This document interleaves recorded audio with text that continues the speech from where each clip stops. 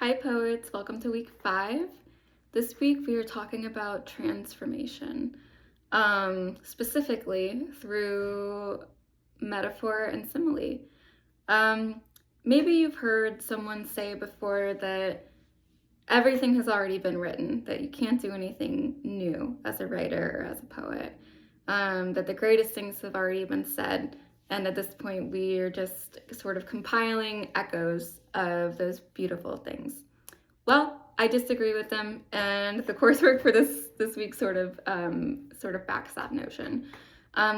In order to be innovative as a poet, to be unique and inventive, and to really, really, really convey the way you see the world, requires an absolute expertise in an approach to metaphor.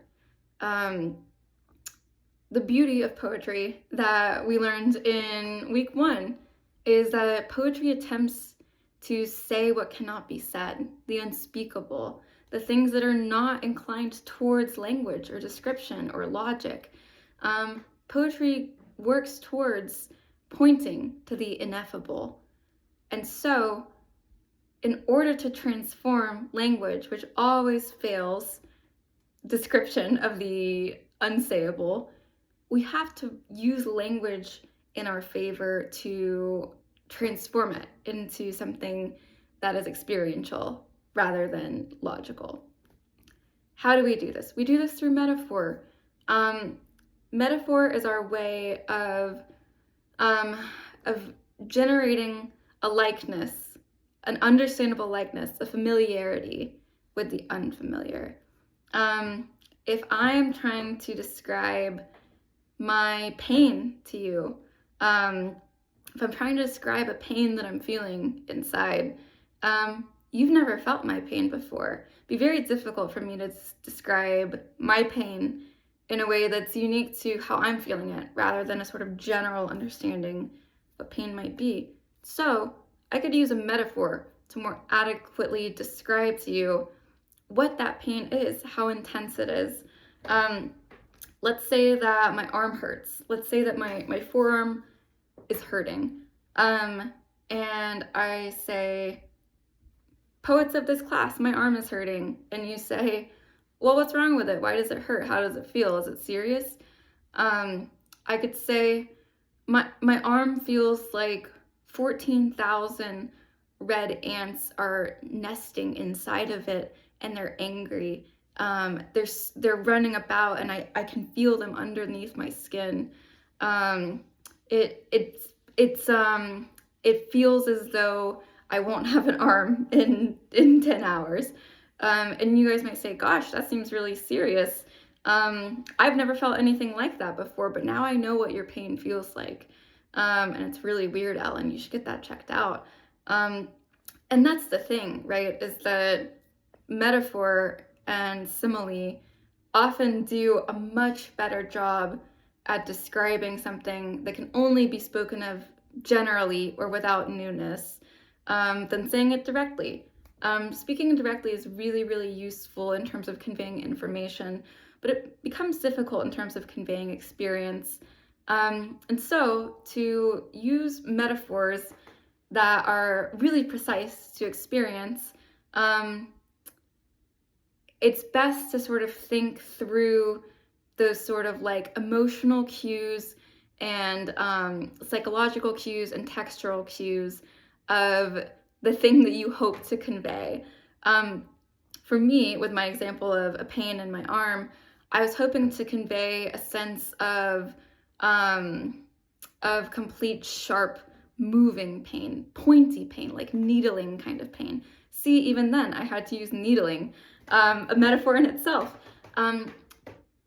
It's hard, really, really hard to describe things that are sensory or sensational with direct language.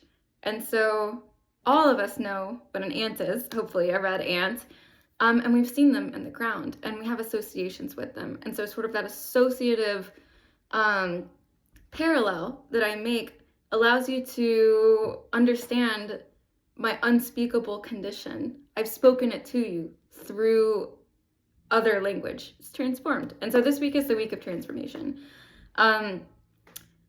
My only advice to you this week, as you engage with metaphor, write metaphor, see things as opportunities to create metaphor, my only advice to you is that do not be afraid for your metaphor to fail, for someone to know even less about what you're talking about.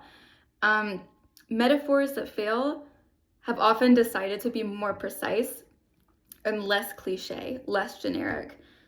You will only write new, inventive metaphors and poems of the future if you completely divorce yourself from generic language, generic ways of seeing.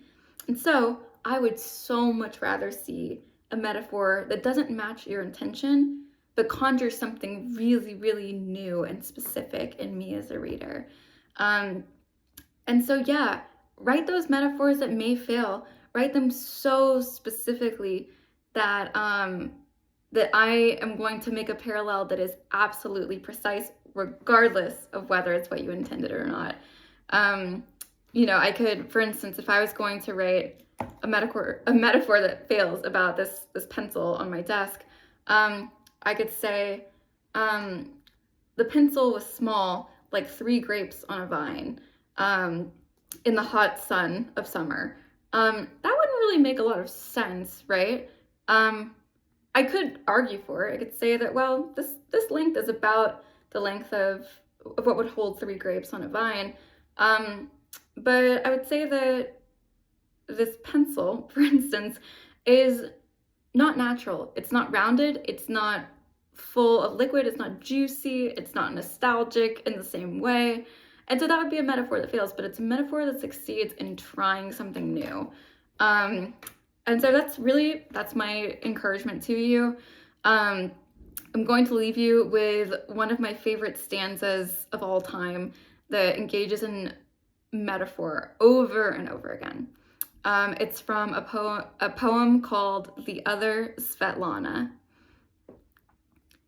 Population signs too complicit and limber to articulate the other side of personality's long glance, curving behind the eager and inconsolable laundromat. We file out from each dusk like beautiful countries, looking upward to the ruptured myth of North. One such example is nature and nature's zombie, another resurfacing, ice climbing a future woman. All right, go write some crazy metaphors this week, and I look forward to seeing what you come up with.